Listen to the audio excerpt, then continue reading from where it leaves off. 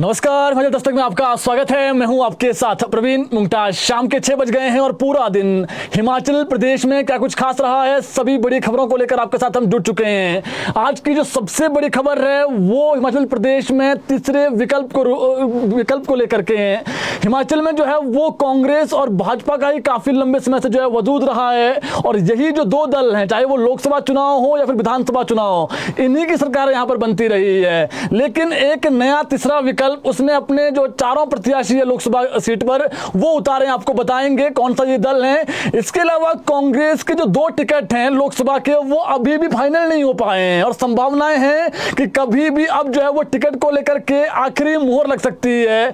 RS बाली ने फिलहाल जो उन्होंने लेटर लिखा है, एक पत्र लिखा है मल्लिकार्जुन खड़गे को, उसके बाद फिर आरएस बाली नहीं तो फिर कौन चुनाव लड़ेगा, ये एक बड़ा सवाल। इस पर पूरी रिपोर्ट आपको बताएंगे।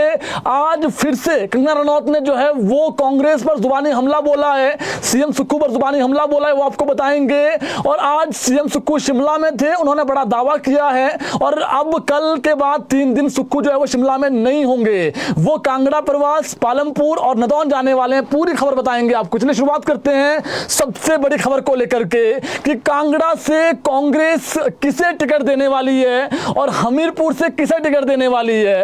आज प्रतिभा सिंह से हिमाचल दस्तक ने जब सवाल किया कि मैम कितने टाइम बाद जो है वो टिकट जो है वो फाइनल हो जाएगी कांग्रेस के, तो उन्होंने जो जवाब दिया कि कुछ घंटों बाद हो सकते हैं। तो संभावनाएं हैं कि कभी भी कांग्रेस के टिकट जो है वो आ सकते हैं। आपको बता दें, आरएस बाली ने एक लेटर लिखा मल्लिकार्जुन खड़गे को, उन्होंने साफ किया कि जिस प्रकार से जो सर्वे कांग्रेस पार्टी ने करवाया है उसमें आरएस बाली सबसे ऊपर, इसमें कोई दो राय नहीं है। जो कांगड़ा में सर्वे हुआ है और सहमति जो है वो ये लग रही थी कि आरएस बाली लड़ सकते हैं चुनाव, लेकिन जो उन्होंने लेटर लिखा है मल्लिकार्जुन खड़गे को, राष्ट्रीय अध्यक्ष कांग्रेस पार्टी के, अगर वो नहीं लड़ते आरएस बाली तो फिर किसको जो है लड़ाया जाए, ये अपने आप में बड़ा सवाल है। आरएस बाली ने साफ किया है कि मेरा जो पिता है वो गांधी परिवार से जुड़े हुए हैं, काफी लंबे समय से कांग्रेस पार्टी से जुड़े हुए हैं और जिस प्रकार से मुझे खबरें मिली कि मुझे जो है वो चुनाव लड़ना पड़ सकता है और मेरा नाम भी जो है वो चर्चा में था जब दिल्ली में मीटिंग हुई, लेकिन उन्होंने कहा है कि मुझे जनता ने यहां से चुनकर भेजा है नगरोटा बगुआ से, अगर मुझे टिकट देना है तो मुझसे भी जो है वो मेरी राय पूछी जाए ताकि मैं वहां पर जो जनता है उनके बीच में जाकर के उनसे भी उनकी राय जो है वो पूछ सकूं। तो ये मान के चलिए जो आरएस बाली चुनाव लड़ने के उसमें मूड में नहीं है।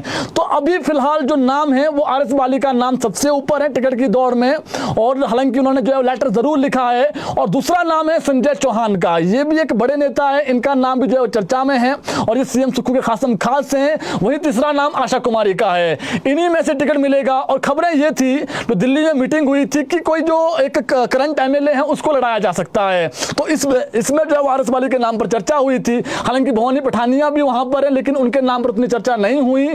तो अब जो टिकट फंसा हुआ है कांग्रेस का कांगड़ा वाला, वो इसलिए फंसा हुआ है कि आरएस बाली का जो लेटर जो कह सकते हैं आप जारी किया गया है उसके बाद अभी सहमति नहीं बन पाई है। तो अब देखना पड़ेगा कांग्रेस आला कमान क्या उनके लेटर के बाद जिस प्रकार से पहले सहमति बन रही थी कि इनको टिकट दिया जाए, क्या उससे बैक होता है या फिर किसी और चेहरे को उतारता है। तो यही 3 नाम है जी, और कभी भी इन 3 में से एक बड़े चेहरे को जो है वो टिकट मिल सकता है।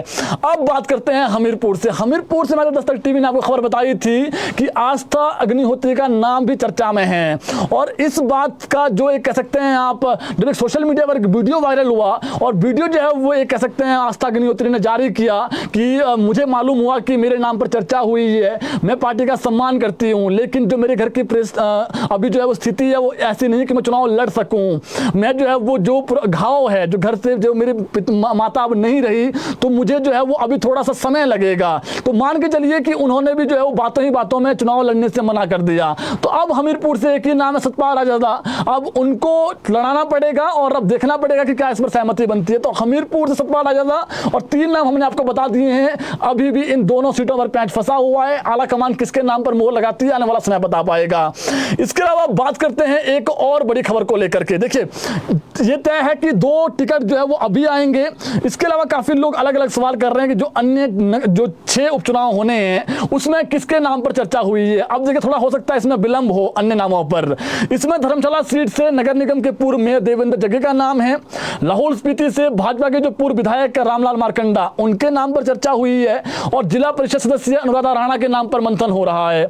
गगरेट से पूर्व विधायक राकेश कालिया और पूर्व उद्योग मंत्री कुलदीप कुमार और रमन जसवाल का नाम है जी, इन्हीं में से एक को टिकट मिलेगा। सुजानपुर से कुलदीप पठानिया, देवेंद्र डोगरा, इनके नाम पर चर्चा हुई है।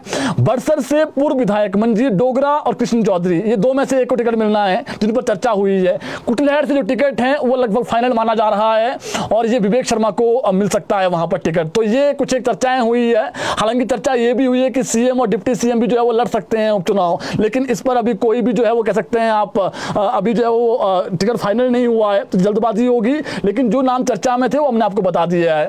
इसके अलावा एक बड़ी खबर बताते हैं आपको, हिमाचल में तीसरा विकल्प बीएसपी बहुजन समाजवादी पार्टी, मायावती की पार्टी, उन्होंने चारों जो प्रत्याशी है वो उतार दिए हैं। अभी लग रहा था कि यहां पर जो है वो तीसरा विकल्प नहीं आएगा क्योंकि आम आदमी पार्टी ने भी अपने उम्मीदवार नहीं उतारे हैं, लेकिन अभी की जो बड़ी खबर है वो ये है कि आज बीएसपी ने भी अपने चारों उम्मीदवार उतार दिए हैं। शिमला से बहुजन समाजवादी पार्टी ने अनिल कुमार को टिकट दिया है, मंडी से प्रकाश चंद्र भारद्वाज को टिकट दिया है, हमीरपुर से हेमराज को और कांगड़ा से रेखा रानी, यानी महिला चेहरे पर भी जो है वो दाव खेला है, तो कांगड़ा से रेखा रानी को टिकट दिया है। ऐसे में कांग्रेस भाजपा जिनका एक छत्र राज यहां पर रहा है और यहां पर तीसरा विकल्प नहीं उभर पाया हिमाचल प्रदेश में, बड़े स्तर पर नहीं उभर पाया। हालांकि बीच में पार्टियां बनी, उनके कुछ एमएलए भी जीते जो अपनी कुछ कांग्रेस के नेता थे, कुछ भाजपा के नेता थे, लेकिन बात वही कि एक जो है वो कह सकते हैं आप सरकार नहीं बना पाए। और बना भी जिस प्रकार का माहौल अभी वर्तमान में है, यहाँ पर तीसरा विकल्प का जो है वो जिस प्रकार से अभी बहुजन समाजवादी पार्टी जरूर आई है, अपने उम्मीदवार भी उतारे हैं, लेकिन जीतेगी इसका कोई जो है कह सकते कंफर्मेशन नहीं है। और इसके अलावा बात करें, आज चारों प्रत्याशी उतार दिए हैं। फिलहाल आम आदमी पार्टी जो बड़े स्तर पर चुनाव लड़ रही थी, विधानसभा चुनाव में यहाँ पर बड़े पत्ते खोल दिए थे उन्होंने, लेकिन उसके बाद जो यहाँ पर प्रभारी थे वो जो है वो फिर शराब घोटाले में अंदर हो गए और फिर बड़े स्तर पर जो चुनाव है वो नहीं लड़ पाई थी आम आदमी पार्टी, उन्होंने अपने प्रत्याशी भी नहीं उतारे हैं। अब बताते हैं आज को आपको आज की एक और बड़ी खबर। हर्ष महाजन को नोटिस जारी हो गया है। चुनाव आयोग सहित सांसद हर्ष महाजन को नोटिस जारी किया गया है और 23 मई को जो है वो अगली सुनवाई होनी है। पूरी खबर बताते हैं आपको। भाजपा के राज्यसभा सांसद हर्ष महाजन के चुनाव को चुनौती देने वाली याचिका पर आज प्रदेश हाईकोर्ट ने चुनाव आयोग सहित सांसद हर्ष महाजन को नोटिस जारी कर दिया है और 23 मई को इनको जवाब तलब किया गया है। अभिषेक मनु सिंघवी जो उम्मीदवार थे कांग्रेस की तरफ से यहाँ पर जब राज्यसभा चुनाव हुए थे, उनकी ओर से जो हर्ष महाजन हैं उनको हालांकि ईमेल पर नोटिस की तामील कराने की भी गुहार इन्होंने लगाई थी कोर्ट से, जिसे कोर्ट ने फिलहाल अस्वीकार करते हुए साधारण प्रचलित माध्यम से जो नोटिस की तामील कराने के जो आदेश है वो आज जारी किए हैं। न्यायाधीश अजय मोहन गोयल ने कांग्रेस प्रत्याशी अभिषेक मनु सिंघवी की चुनाव याचिका की प्रारंभिक सुनवाई के पश्चात ये आदेश जारी किए हैं हाईकोर्ट से। सिंघवी ने राज्यसभा चुनाव में वोटिंग की बराबरी के बाद पर्ची सिस्टम से निकाले गए परिणामों को चुनौती दी है हाईकोर्ट में और सिंघवी के अनुसार इस चुनाव के दौरान कानूनी प्रक्रिया की अनुपालना नहीं की गई और भाजपा प्रत्याशी हर्ष महाजन को विजयी घोषित कर दिया गया। याचिका में दिए गए तथ्यों के अनुसार राज्यसभा वोटिंग में दोनों ही उम्मीदवारों को 34 वोट प्राप्त हुए थे। इसके बाद पर्ची से नाम निकाले गए, लेकिन इस पर्ची सिस्टम में जिस तरह से बीजेपी प्रत्याशी को विजेता घोषित किया गया वह गलत है। ये उन्होंने याचिका डाली है हाईकोर्ट में अभिषेक मनु सिंघवी ने। पर्ची निकालने के हिसाब से जिस उम्मीदवार की जीत होनी थी उससे उल्टा की तो कांग्रेस पार्टी ने आज शिमला में रणनीति बनाई शिमला संसदीय सीट को लेकर के, और आज बड़ी बैठक थी। इससे पहले इतनी बड़ी बैठक हुई नहीं जब से प्रत्याशी जो है वो विनोद सुल्तानपुरी को बनाया गया है। सीएम सुक्खू ने बड़ा दावा किया है कि मंडी और जो शिमला संसदीय सीट है उसमें कांग्रेस अलग अलग रणनीति से चुनाव लड़ेगी। आज शिमला संसदीय सीट की बैठक लेने के बाद जो बड़ा दावा किया है शिमला में जो राजीव भवन ने, उन्होंने कहा है कि हम जो है वो अलग अलग तरीके से रणनीति बनाई जाएगी दोनों सीटों पर, किस प्रकार से चुनाव लड़ने। और आज शिमला सीट को जीतने के लिए जो है वो कांग्रेस ने पूरा खाका तैयार किया और दोनों सीटों पर जो है रणनीति बनाना शुरू कर दिया है। 2 सीट अभी फाइनल नहीं हुई, हमने बता ही दिया है आपको। और आज सीएम सुखविंदर सिंह सुक्खू ने चुनाव आयोग का भी धन्यवाद किया। उन्होंने कहा है कि महिलाओं को 1500 रुपए देने वाली योजना के फॉर्म जमा करवाने की मंजूरी दी गई है। उन्होंने कहा कि केंद्र सरकार की किसान सम्मान निधि योजना की तर्ज पर हिमाचल में भी प्यारी बहना योजना के तहत महिलाओं को धनराशि जारी करने की मंजूरी मिलनी चाहिए। इस योजना की घोषणा चुनाव आचार संहिता लगने से पहले की गई है। ऐसे में भाजपा के कहने पर इस योजना को रोका नहीं जाना चाहिए, ये आज सीएम ने कहा है। इसी बीच सीएम सुखविंदर सिंह सुक्खू ने बीजेपी के सांसदों पर जमकर निशाना साधा। सीएम ने कहा कि जब प्रदेश में आपदा आई तब बीजेपी के सांसदों ने दिल्ली में हिमाचल प्रदेश की आवाज जो है वो नहीं उठाई। हिमाचल प्रदेश विधानसभा में जब हिमाचल में आपदा आई तो राष्ट्रीय आपदा घोषित करने को लेकर संकल्प लाया गया। उस वक्त बीजेपी के जो विधायक थे, यहाँ पर मौजूदा विधायक, उन्होंने किसी ने समर्थन नहीं किया, ये आरोप लगाया है सीएम ने।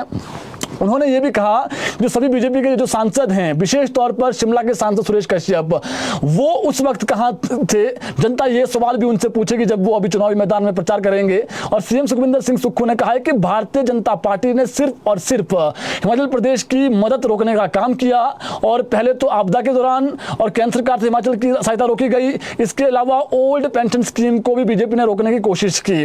महिलाओं को हर महीने जो इंदिरा गांधी प्यारी बहना सुख सम्मान जो योजना थी 1500 रुपए वाली, वो हमने देने की शुरुआत की थी अप्रैल से, तब भी जो है भाजपा के जो लोग हैं वो राज्य निर्वाचन आयोग के पास पहुंच गए और इसको रुकवाने का काम किया है। जनता जानती है और जनता ये भी जानती है कि अगर हम कुछ कर रहे हैं तो इसको कौन रुकवा रहा है। इस सीएम ने आज कई आरोप जो है भाजपा पे लगाए हैं। वही प्रतिभा सिंह ने भी आज जो ये बैठक हुई है उसमें प्रतिभा सिंह मौजूद रही। उन्होंने कांग्रेस के जितने भी नेता वहां पर पहुंचे थे, पूर्व विधायक, ब्लॉक कांग्रेस कमेटी के जो कह सकते हैं आप नेता थे, सभी को यही जो है वहां पर कहा गया प्रतिभा सिंह के द्वारा कि सभी एकजुट होकर के जो है वो चुनाव लड़ें। उन्होंने कहा कि शिमला संसदीय क्षेत्र में कांग्रेस बहुत ही मजबूत स्थिति में है और इसी मजबूती के साथ चुनाव मैदान में उतरना है। उन्होंने सभी नेताओं और जो पदाधिकारी है उनसे भाजपा के किसी भी दुष्प्रचार का जो मुंहतोड़ जवाब देने का जो आह्वान किया, और उन्होंने बड़ा दावा भी किया आज प्रतिभा सिंह ने कि हम जो है वो लोकसभा सीटों सहित 6 विधानसभा सीटों पर जो है वो जीत हासिल करेंगे। तो ये आज बड़ी बात कही है। शिमला संसदीय क्षेत्र से कांग्रेस विधायक प्रत्याशी और अभी तक कह सकते कसौली से विधायक हैं विनोद सुल्तानपुरी, इन्होंने भी आज जो है वो मीडिया